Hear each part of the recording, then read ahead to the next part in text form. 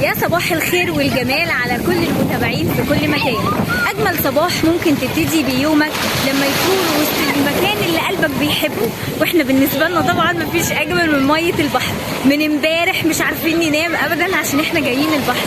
كان نفسي اجي البحر جدا جدا. البحر ده حاجه كده رائعه، يعني مش قادره اقول لكم بصراحه. حاسين الله الله على نسيم البحر وعلى جماله وعلى الميه وعلى الميه وجمالها. وسط الروتين اليومي اللي احنا بنعمله كاننا قاعدين كده في دايره، اللي بنبتدي بيه بننتهي بيه، من يوم السبت لحد اخر الاسبوع تلاقي بنعيد نفس الحاجه. هنختار يوم واحد بس هنختار فيه مع اولادنا اليوم اللي احنا يعني المكان اللي احنا بنحب ان احنا نروحه كلنا، وان احنا كلنا بنستمتع فيه. واحنا لما عملنا القصه دي وقعدنا نتكلم بقى مع الولاد، طبعا كلنا اخترنا البحر وجماله وميته لان احنا كلنا بنستمتع فيه.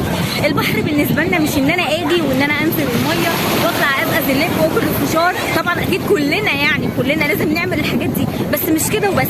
لا، احنا بنيجي البحر هنا علشان خاطر نبسط ولادنا الميه عشان خاطر نبسط ولادنا ونبسط نفسنا. لو انا عملت كده وسبت ولادي يلعبوا هم لوحدهم، يبقى انا كده ببسط ولادي، ببسط نفسي بس من غير ولادي.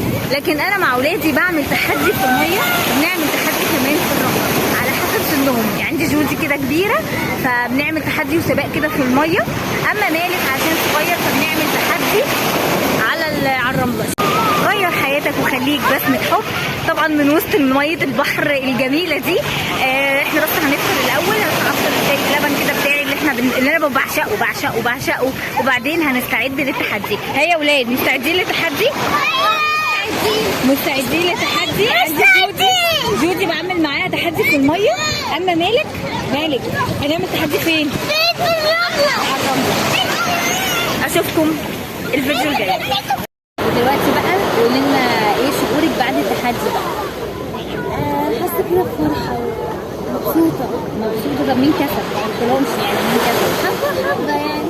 انا كنت بكسب شويه وهي بتكسب شويه. احنا بنعوم مره كده على بعضنا ومره مش عارفه ايه. عومه ايه؟ الفراشه قلت لي عليهم والدولفين. هم دول بس احنا نعرفهم اساسا، اكتر من كده. طيب هنا في البيت، يعني في البيت احلى ولا هنا على البحر؟ يعني حبة بص الميه عماله تغلي. أهم حاجة يعني فيها إيه؟ فرحة. بس احنا مش هنعرف نيجي هنا كل يوم. هي خساره. مش زي السنه اللي فاتت بقى عرفنا نطلع هناك وكده، صح؟ يلا مش مشكله. فرح نفسك على قد الامكانيات، ومهما كانت امكانياتك ايه، حتى لو كان يوم واحد بس هتعرف تغير.